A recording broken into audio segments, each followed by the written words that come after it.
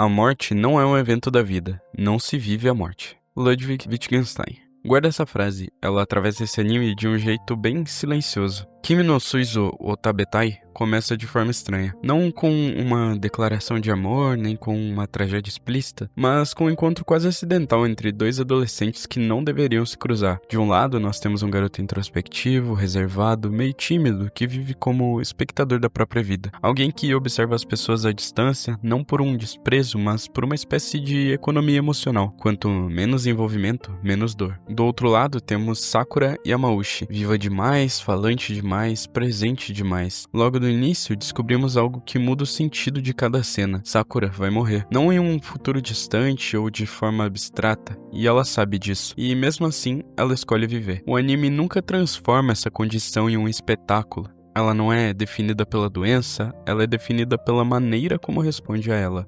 Wittgenstein dizia que a morte não faz parte da vida, porque ela não pode ser experimentada. O que realmente nos afeta não é a morte em si, mas a consciência da finitude enquanto nós ainda estamos aqui. E Sakura vive exatamente esse espaço. Ela ri, provoca, planeja, insiste em criar memórias, não porque ignora o fim, mas porque o fim torna cada gesto mais real. O garoto, ao contrário, vive como se o tempo fosse infinito, não por esperança, mas sim por um adiamento. A relação entre eles não nasce como um romance, nasce como convivência, como uma presença compartilhada. Sakura não tenta salvar ninguém, ela puxa o outro para o agora. Ela força caminhadas, conversas estranhas ou até silêncios desconfortáveis. Ela não aceita ser tratada como um caso triste e ao mesmo tempo não pede piedade. Existe algo profundamente ético nisso. Ela sabe que vai desaparecer, mas se recusa a desaparecer antes do tempo. O sofrimento de Sakura não está apenas na doença, está na forma como o mundo tenta transformá-la em uma despedida antecipada, em alguém que já não pertence ao futuro. Esse anime não fala sobre amar alguém que vai morrer, fala sobre aprender a estar com alguém enquanto ela ainda está aqui. O protagonista aprende lentamente algo que ninguém ensinou ele antes. Envolver-se não é perder controle, é aceitar o risco. Wittgenstein falava dos limites da linguagem, de tudo aquilo que não pode ser dito, mas apenas vivido. E esse anime habita exatamente esse território. Não há discurso final que explique Sakura, não há frase que a resuma. O que resta são gestos, presenças, momentos que só existem porque alguém decidiu não se proteger demais. O impacto da história não vem da morte em si, vem do contraste. Sakura vive pouco tempo, mas vive no presente. Outros vivem muito, mas passam pelos dias como se estivessem sempre adiando algo essencial. Talvez seja isso que Kimi no Suizo Otabetai confronta com tanta delicadeza. Não é o tempo que nos falta primeiro, é a coragem de ocupar o tempo de agora. É a coragem de ocupar o agora. Quando Sakura escolhe rir, sair, tocar, provocar, ela não está negando a morte, ela está negando o desaparecimento antecipado. E quando o garoto finalmente se envolve, não é pra salvá-la, é pra não deixá-la sozinha o tempo que resta. Esse anime não pede lágrimas, ele pede atenção, porque talvez o verdadeiro medo não seja morrer cedo demais, talvez seja passar pela vida inteira sem nunca ter vivido de verdade. E quanto mais o tempo avança, mais claro fica que Sakura não está ensinando o garoto a amar alguém que vai morrer. Ela está ensinando algo mais simples, mas ao mesmo tempo mais difícil. Como não fugir de um vínculo. Ela provoca porque quer ser tratada como alguém real, não como uma despedida ambulante. Ri alto porque o silêncio constante já é pesado demais. Insiste em planos porque o futuro, mesmo curto, ainda é futuro. Existe uma violência sutil no modo como as pessoas lidam com quem vai morrer. Elas se afastam antes, falam mais baixo, criam uma distância educada, como se isso tornasse a perda mais suportável depois. E Sakura percebe isso, mas se recusa. O sofrimento dela não está apenas no corpo que falha aos poucos, está no risco constante de ser reduzida a um caso, a uma história triste que termina cedo demais. Por isso, ela puxa o garoto pra perto, não por carência, mas por lucidez. Ela entende algo que ele ainda não entende. Viver sem se envolver não protege ninguém da dor, apenas empobrece a experiência de estar vivo. Wittgenstein dizia que há coisas sobre as quais não se pode falar, mas apenas demonstrar. E Sakura não discursa sobre a vida, ela mostra. Mostra quando insiste em sair, mesmo cansada, quando faz piadas em momentos inoportunos, quando escreve, registra, guarda rastros de quem foi. Ela não quer ser lembrada como alguém que morreu jovem, ela quer ser lembrada como alguém que esteve aqui. O garoto aos poucos começa a mudar. Não de forma dramática, mas perceptível. Ele fala mais, olha mais nos olhos, arrisca dizer o que sente mesmo sem saber nomear direito. Não porque ela vai morrer, mas porque ela está viva agora. E talvez esse seja o ponto mais cruel e mais honesto do anime.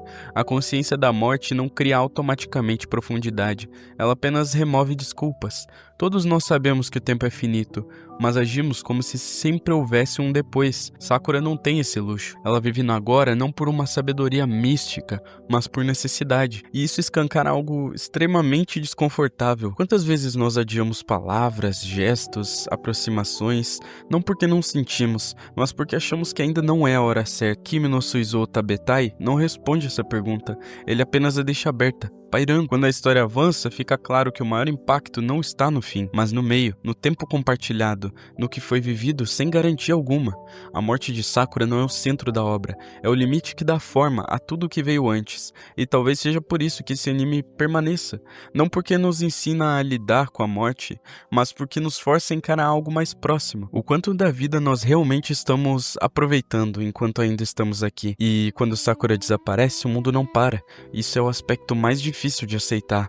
As pessoas continuam andando pelas mesmas ruas, os dias seguem com a mesma luz, o tempo não presta homenagem. Wittgenstein dizia que aquilo que realmente importa na vida não pode ser capturado por proposições, ele se manifesta no modo como vivemos depois.